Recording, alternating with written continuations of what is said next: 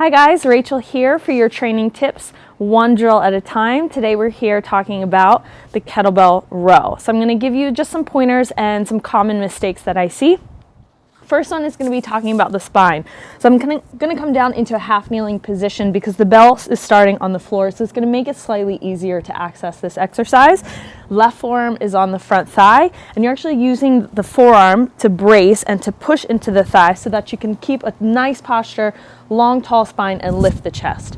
So the biggest thing that I see first off is rounding through the back. What this does is causes the lower back to kick in. You're not able to properly engage the lats or really get the range of motion that you're looking for. Everything seems really short and small. So having the forearm on the thigh will help if you're pushing away. You tighten up the core, lengthening through the spine, and just keeping the back of the neck long in that position. The next thing that I see is rotation. So if we're engaging and working the lat, we actually don't really want to rotate the chest and the hips open. So you'll leave the chest and shoulders square towards the ground, and you're drawing the kettlebell back by leading with the elbow, squeezing the lat. So I'm going to shorten this muscle and then extend and lengthen it. The final thing that I see is bringing the hand up more towards the rib cage and not so much towards the hip. Second, the hand comes up towards the rib cage. So I'll actually come up for this into a different stance. Hand up to rib cage is going to be more upper trap and shoulder. And that's really not going to get into the muscles of the back that you're looking for. So you want to think about drawing a J shape. So it's slightly forward when you're reaching down.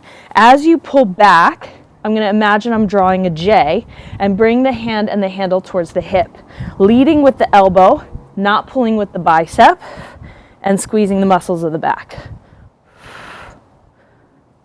So rather than being here or here where you're adding the rotation, you're really just isolating, keeping everything still and stable. So you're stabilizing through the core, through the spine, drawing the elbow back into the J shape, and then it reaches forward and down.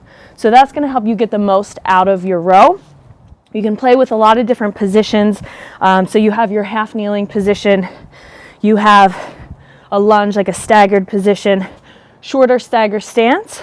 You can also step it further back. Heel on the ground is going to give you more stability, or heel lifted. And then finally, you can bring the chest and the arm off of the thigh in that forward lean. So that's going to give you a little bit more length so you can really stretch and then pull back, reaching forward. Now this variation is going to also challenge your balance and more core engagement because you're holding the bell and the upper body's lifted. So hopefully that helps.